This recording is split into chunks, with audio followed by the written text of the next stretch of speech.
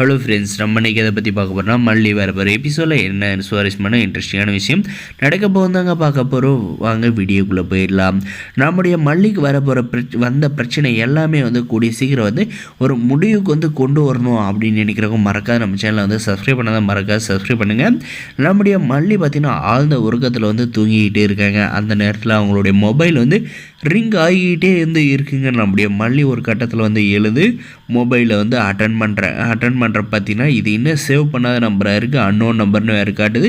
யாராக இருக்கும் அப்படின்னு சொல்லிட்டு அட்டன் பண்ணுறாங்க. அட்டன் பண்ணி பேசுகிற பார்த்தீங்கன்னா ஒரு ஆள் பேசுகிறாங்க. அவன் என்ன சொல்கிறான்னு பார்த்தீங்கன்னா, பாபுவோட தங்கச்சி பேசுகிறீங்களா அப்படின்ற மாதிரி கேட்குறாங்க. ஆமாங்க, நான் பாபுவோட தங்கச்சி தான்.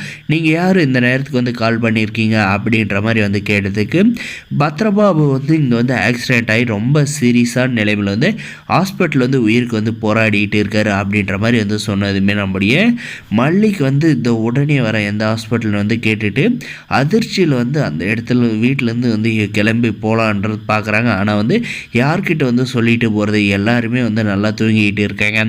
இந்த நேரத்தில் யாருமே எழுப்பி சொல்லிட்டு போக முடியாது அப்படின்ட்டு பார்த்திங்கன்னா அப்படியே கிளம்பி போக போகிறாங்க. இதெல்லாம் பார்த்திங்கன்னா நம்முடைய ராஜேஸ்வரியும் ரஞ்சிதாவோட பிளான் தாங்க. ஒவ்வொரு நிமிஷமும் இந்த மல்லியை டார்ச்சர் பண்ணுறதுல அவள் எனக்கு இந்த வாழ்க்கையே வேணாம் அப்படின்னு சொல்லிட்டு விஜயை விட்டுட்டு ஓடி போயிடணும் அப்படின்னு நினச்சி தாங்க இவங்க அன்னோன் நம்பர்லேருந்து பார்த்திங்கன்னா ஒரு ஆம்பளை பேசுகிற மாதிரி பேசி நம்முடைய பத்ரபாபுக்கு ஆக்சிடென்ட் ஆயிடுச்சுன்னு போய் சொல்லி மல்லியை அந்த அர்த்த ராத்திரியில் வீட்டை விட்டு வெளியே போகிற மாதிரி பண்ணுறாங்க. அது நம்மளுடைய மல்லியும் பார்த்திங்கன்னா பதறி அடிச்சுக்கிட்டு கிளம்பி போகிறாங்க. அவங்கக்கிட்ட 10 பைசா காசு கூட இல்லைன்னு நினச்சேன். இந்த ரஞ்சிதாவுக்கும் ராஜேஸ்வரிக்கும் பார்த்திங்கன்னா நம்முடைய விஜய் பார்த்திங்கன்னா ஏதாவது செலவுக்கு ஆகும் அப்படின்னு சொல்லிட்டு நம்முடைய வெண்பா ஸ்கூல் விடுறப்ப கொடுத்துருந்தாருங்க. அந்த அமௌண்ட்டை வச்சு ஹாஸ்பிட்டலுக்கு போகிறாங்க. ஆட்டோவை பிடிச்சி ஹாஸ்பிட்டலில் போயிட்டு ரிசப்ஷனில் கேட்குறாங்க, இங்கே பத்ரபாபுன்ற ஒரு எந்த வார்டில் இருக்கார், இப்படி தான் சீரியஸாக இருக்கான்னு சொன்னாங்க, உடனே சொல்லுங்கள் அப்படின்ற மாதிரி